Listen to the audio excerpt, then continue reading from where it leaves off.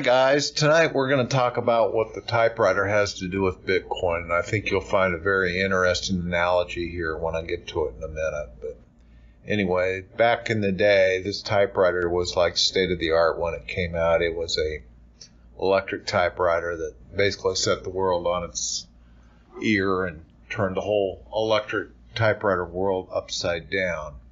But anyway, before we get into that, I will go over into some of the normal stuff that we talk about. Another thing, back in 1995, Newsweek published an article that basically it said why the internet would fail. And as we all know, the internet never failed. And they published this big old article how they thought it was going to go down. And along with that, there's a pretty famous person by Paul Krugman who says the internet's effect on the world economy would be no greater than a fax machine. And he published that way back in 2005 or 1998. And he predicted by 2005 it would become so clear that it would have no impact. Of course, we know otherwise. And, you know, today it looks like email is pretty well dominating the business world. And that kind of leads me into my analogy on the typewriter, because back in the years ago when I was in school, I had to take a typewriting course, and I was like, I don't know why I'd ever need to ever in my life take a typewriting course. Well, thank goodness I did, because now what do I do every day? I spend hours and hours and hours on a computer typing, and thank goodness I learned how to type. Because if I hadn't learned how to type, how much more painful this would be in the process. And that just kind of gets me back to this whole thing. You sometimes don't necessarily know what you need, but sometimes life presents you with the opportunity and you got to take it and run with it. And I think that's kind of where we're heading into with the cryptocurrency world. The opportunities are being presented today and they're being set in front of you, and whether or not you choose to take them and run with them and invest in them or not. Again, this is not trading advice. This is not a buy or sell recommendation. This is just my personal opinion on where I think the world is heading. And like years ago, we didn't think email would become that big a deal. But here again, today it's still the dominant form of work and personal communication. Email still remains the king of communication. Here's another analysis. So sometimes these opportunities present themselves, and that's why I want to make the analysis of the typewriter. Back years ago, I had no concept in the world I'd ever need typing skills ever and again in my life. But here it's turned out, it's worked out quite well, because all of us now, we deal with typing and computers all day long. And at least I learned the keyboard years ago. How well I type in comparison to what I may have learned and how many words per minute I learned, it's kind of irrelevant, but at least I know the keyboard, and I'm so thankful I do. So that may be one of those things where we get into a cryptocurrency and maybe we invest in it, and over the long term it goes up. Right now, this entire year, it's been heading down, but I think over the long term, as we get some of these big money investors starting to invest in mainly Bitcoin, I think you're going to see a dramatic price rise. And I think that's going to be one of those things, if you invest and get in earlier rather than later. Yes, today it is hovering around 3,600 here, 3,626 there, 3,624. There's a huge arbitrage opportunity there. Buy it here at 36.24 and sell it over there on Bittrex for 37.08. I'm sure you'd have a hard time doing that, but it looks pretty ideal there. Or maybe over here on HIT BTC. Boy, I wouldn't want to be over there now. I don't know if you guys saw that article with John McAfee slamming them, but here's another one. Binance and KuCoin vow to freeze any malicious crypto funds. They're saying they got hacked, but it may be another one of those things where you had funds on your account there at the exchange, and now all of a sudden they don't have enough cryptos to cover everybody. They're doing kind of a fractionalized banking thing. They only have so many cryptos on their exchange, possibly. It should be normal business for them to carry one for one, but I don't really think that they're doing that. I've got a feeling that they're selling stuff they really don't have because they don't ever plan on you cashing in. Similar, very similar to what happened with the whole gold thing years and years ago. If you haven't taken my video course on how money works, go over to my website, Easy Cryptocurrency, and sign up for the free emails, and I'll give you all of those videos for free so you can learn about how money really works, because the paper dollars you got really aren't worth anything. So at least if you have a decentralized cryptocurrency, it ought to hold its value just in the fact it's a decentralized cryptocurrency.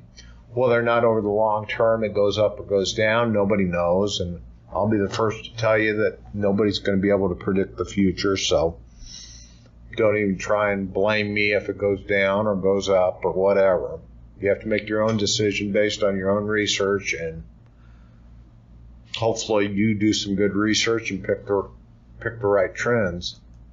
Because people that bought in here at the near $20,000 mark a year ago are crying the blues right now, because look where it's at today. It's at, what, $3,600? That would be a very, very hard pill to swallow. Again, like I always say, I don't buy and sell because I don't feel like I'm good enough every time I've tried to time the market. While I have been successful sometimes, more or less, more often than not, like 90% of all stock market investors, they lose their ass because they can't time the market any better than anybody else. And everybody who claims to come out with a system, they usually get their stuff handed back to them because it's really, really hard, because there's always other people in the market that are doing things ahead of you, seeing what you're doing ahead of you, and they're putting all of the high-frequency computers in the pits or in the places of business, and they always have a fractionalized second to get ahead of your trade, so it doesn't really matter how good you are at trading. They're going to still try and out-trade you. So anyway, that's just my personal opinion on all of that. So, and I don't know if any of you have seen this article, but this Blockchains LLC, they bought up 67,000 acres of land out in Nevada, and they're planning on unveiling some type of crypto universe out there, and they're going to make this huge blockchain ecosphere or work environment, but they bought up a ton of land, so they've got some big, big plans. So I say, as I always say, this blockchain thing and this Bitcoin thing and crypto thing, I think it's just starting to get its legs underneath it. And now that Bitcoin's been around for 10 years, I think it's kind of past the infancy stage, and it's got its legs underneath it now, and now it's getting up and starting to walk. And if it starts walking, it's probably going to turn into a run. And at that point in time, it's going to be one of those things where I think it's going to get some serious traction, because I think more and more people are starting to see that our paper world of money has severe problems right now. And Russia and China, they're all trying to get out of the dollar. They're dumping it left and right. You can go online and read all kinds of stories there about how they're getting away from the U.S. dollar. And countries like Venezuela, Turkey, and others are all suffering severely because they've all were tied to the dollar, and now their current cryptocurrency, or not cryptocurrencies, but their currencies are imploding now, and nothing's down there supporting them, so they're imploding. So like Venezuela, I guess they've just got massive hyperinflation, and people down there are trying to buy Bitcoin like crazy, and they're having a hard time getting hold of it. So as I'm doing in my video series, I truly believe that in the near future there's going to be people here, even in the United States, that are going to have a hard time getting a hold of Bitcoin, because I think it's just going to become a very, very precious commodity that no matter what price you pay, you aren't going to be able to get it, because I think it's going to just get very hard to get because everybody else is going to want it. And there's only 21 million Bitcoins, and there's like 7 billion people in the world. So there's a ton of people in the world, but they're in a whole lot of Bitcoin to go around. So that alone, that one fact alone right there, I think is going to kind of set the stage for what's going to happen to it. That will put a huge price spike on it, just in my opinion alone, where it's probably going to head, because 21 million people versus 7 billion people in the world, that doesn't even give each person in the world one Bitcoin. That would give them a fraction of the Bitcoin. And oh, by the way, 17 million of them are already gone, and there's only another, 5 million left to mine and produce over the next 100 years. So that means there's not going to be many Bitcoin left, and a lot of those Bitcoins are locked up in wallets that aren't trading them. So that means there's not a whole lot of Bitcoin out there in the float or in the market. So it's not even going to be available to get. So that's going to do one thing, I think, to the price of Bitcoin.